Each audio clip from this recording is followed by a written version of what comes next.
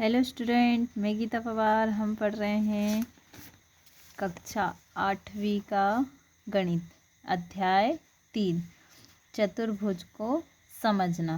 पुरानी बुक है, उसमें आपको प्रश्न पहला और प्रश्न 5वां ही करना है, और जो नई बुक है उसमें प्रश्न पहला और प्रश्न दूसरा दिया हुआ है ना। नई बुक हमारी 2023 और 24 वाली है, तो ये पहले हम बाद में करेंगे, इससे पहले करते हैं। प्रश्न पहला क्या है, यहाँ पर कुछ आकृतियाँ दी गई हैं, कुछ आकृतियाँ दी गई हैं हमें।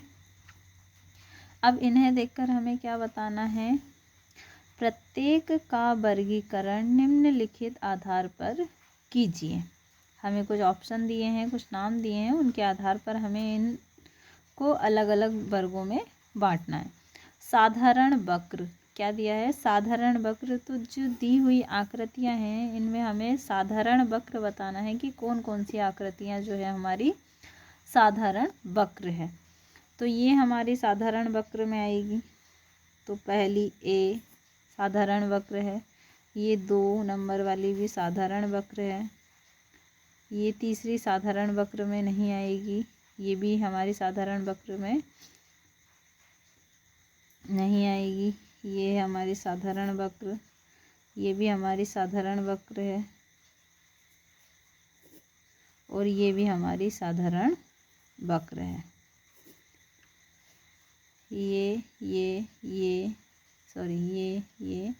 ये सारी आकृतियाँ क्या है, हमारी साधारण वक्र। अब साधारण बंद वक्र की बात करें तो यही सारी आकृतियाँ क्या है, साधारण बंद वक्र में भी आएंगी। तो पहले नंबर की ये साधारण बंद वक्र है, ये भी क्या है, साधारण। दूसरा नंबर पे भी साधारण बंद वक्र है, ये साधारण बंद वक्र नहीं कहलाएंगे। 5वें नंबर पे जो है वो भी साधारण बंद वक्र है। 6वें नंबर पे जो है वो भी साधारण बंद वक्र है, और 7वें नंबर पे जो है वो भी साधारण बंद वक्र है। हाँ, फिर क्या पूछा है, बहुभुज, जिसमें बहुत सारी भुजाएं होती हैं, वो बहुभुज होता है। तो ये पहले नंबर की जो आकृति है वो क्या है, बहुभुज है। ये भी क्या है हमारा, दूसरे नंबर की जो आकृति है ये भी बहुभुज है, और ये भी क्या है हमारा, बहुभुज है। जो चौथे नंबर की जो आकृति है, तो ये तीनों आकृति क्या है हमारी, बहुभुज। उत्तल बहुभुज, जिसका तल उठा हुआ हो वो क्या कहलाता है, उत्तल। तो सिर्फ दूसरे नंबर की जो आकृति है वो क्या है, उत्तल बहुभुज। इसी तरह से अवतल में जिसका तल दबा हुआ है, तो पहले नंबर में है हमारा तल दबा हुआ इस तरह से, इसमें भी है, तो ये क्या है, अवतल। तो पहला और चौथा, ठीक है। इसी तरह से हमें करना था, कोई ज़्यादा इसमें नहीं करना है। अब हम आते हैं प्रश्न 5वें पर, है ना। ये जो पुरानी बुक है उसमें आपको 5वां मिलेगा, और जो नई बुक है में आपको प्रश्न दूसरा मिल जाएगा।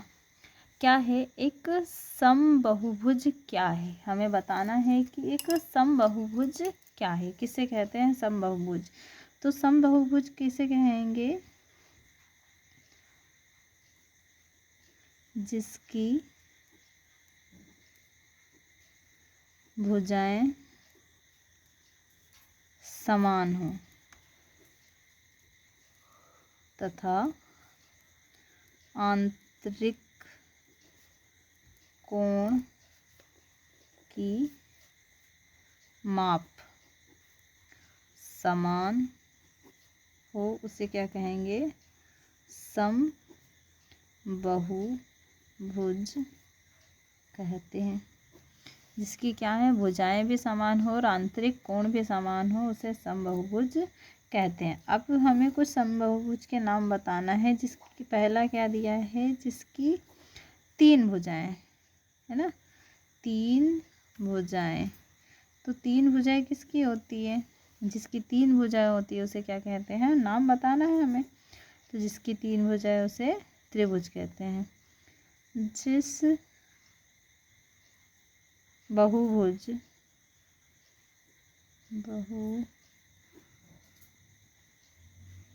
चतुर्भुज की 3 भुजाएं होती है उसे त्रिभुज कहते हैं। इसी तरह से सेकंड नंबर पे क्या है हमारा, 4 भुजाएं।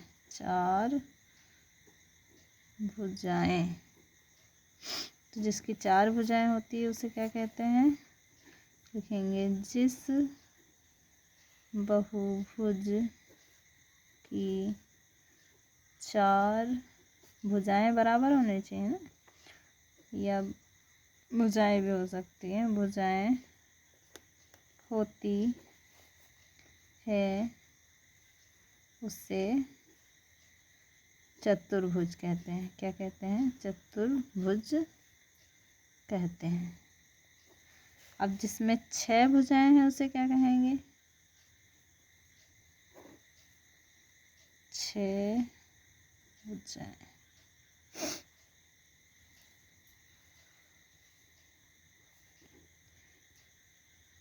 जिस बहुभुज की 6 भुजाएं होती है उसे षडभुज कहते हैं। इस तरह से हमें तीनों के नाम बताने थे। ये बस छोटी सी एक प्रश्नावली है, प्रश्नावली 3.1 ना, जो कि पूरी हो गई। इसमें नई बुक में हमें सिर्फ 2 ही क्वेश्चन सॉल्व करने के लिए कहा गया था। वीडियो पसंद आए तो लाइक कीजिए, चैनल को सब्सक्राइब कीजिए और वीडियो को अपने दोस्तों के साथ शेयर कीजिए।